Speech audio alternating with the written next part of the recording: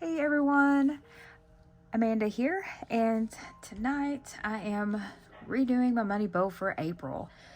My handy dandy bowl, and I can't tell you where to get this because I actually make the bowls, which I can do another video showing that if there's any interested in how I do make my bowls myself. So we're going to be starting with some rice as my base, and in cultures around the world, rice has been representative like prosperity and abundance for centuries. So it's our foundation, literally the ground that we're planting our intentions in for this bowl. So I just fill it up to a little bit halfway or so, and because we're gonna be sticking some things in this and pouring in some different herbs or whatnot.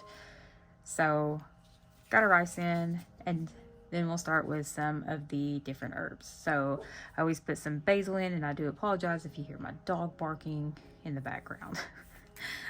But she apparently has something to say. But basil is one of the most powerful money herbs in folk magic and like herbalism. So we're sprinkling it into our bowl to draw in that prosperity and financial flow. So we'll sprinkle some of that in. Go ahead and put a little bit more. You can never have too much. And then next I will put in some clove. And cloves have been used for centuries to attract like prosperity as well and clear anything that might be blocking your abundance. They mean business, and you can smell it. So sprinkle some clove in. Sometimes I've had people ask me how many they to put into their bowls. It's your bowl. And all these things are, you are the magic. You are the intention. You said it. This is for the tools we use, but we bring the magic, if that makes any sense. So you can put in as many as you need. If you have, a number, some like to do 7, and that is fine. 8s are good numbers. Kind of goes with some of my numerology stuff that I'll be talking about in the future. Next we have rosemary. So rosemary purifies and clears the path. So we want to clean, open energy for abundance to flow through freely. So we'll put some rosemary to sprinkle that in.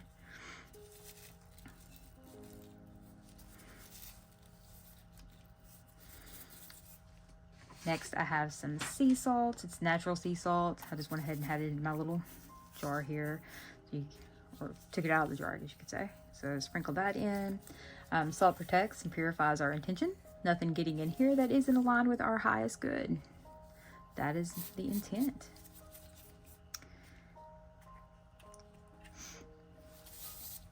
And then I do have some chamomile as well. It's associated with solar energy, the sun god Ra, bringing warmth, luck to money rituals, protecting what you already have. So I just have some of that. We'll sprinkle that in. And then stone wise, so I do have a few different ones that to put in, and of course I do have my cinnamon. Speed up the process here. Clear quartz amplifies everything, so whatever you're calling in, this crystal can turn the volume for that up. So we're going to put those in. Green Aventurine. This is literally called the stone of opportunity. It's great, abundance crystal, non-negotiable for this one for me. So I'll put a few of those in. Now some of these I will not be putting in. I'll be saving them because I'll explain the feeding ritual throughout the month of putting in extras here and there. Amethyst connects us to our highest wisdom. I put this in because real abundance starts with believing that we actually deserve this, and you do. It is your birthright. You deserve abundance just as much as the next. Little bay leaves here. Manifestation practices. The bay leaf is used specifically for your written intentions and wishes. So it carries your words directly into the universe, you could say. Some people burn theirs at the end of the month as a release. Get that in. I do have my green candle for the color of money, obviously, growth, prosperity, and for this here, you can put the like dollar sign. I already put that in there so you guys didn't have to watch me draw all over it. Some like to write on it, you know, money flows to me freely, easily.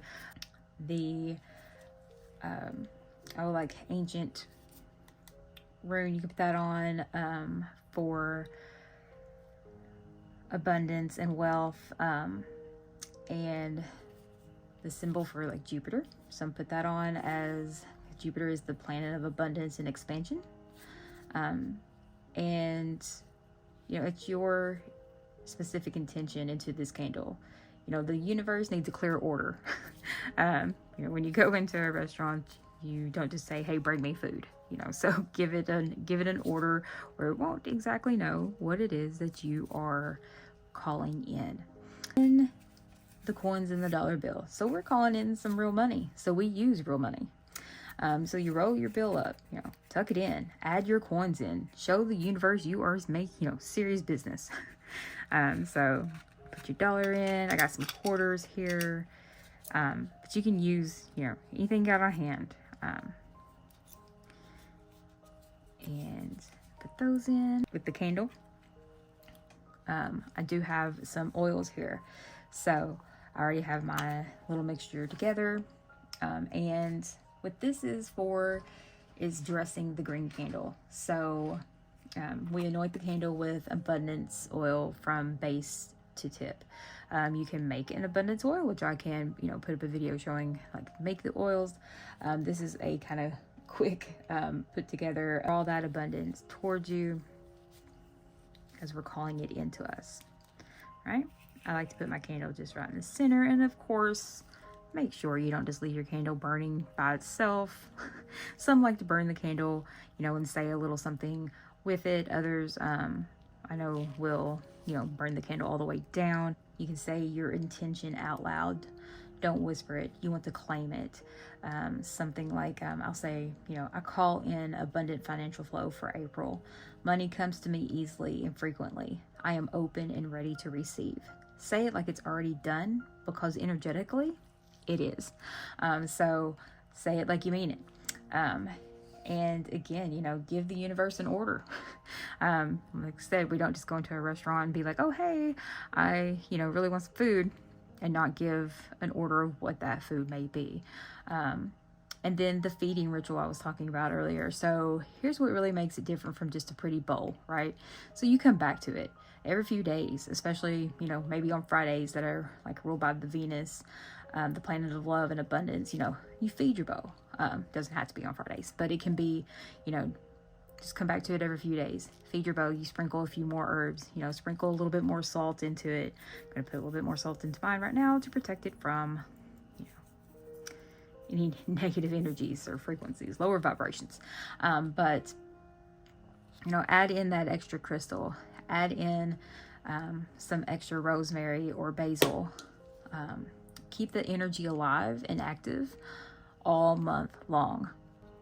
I also, you know, encourage, or just something that I do is I put, you know, on a little piece of paper, my intention like under the bowl. Feed it, trust it, and do the work alongside of it. Magic works best when you work too. So, real life, daily magic, y'all. Thanks for watching.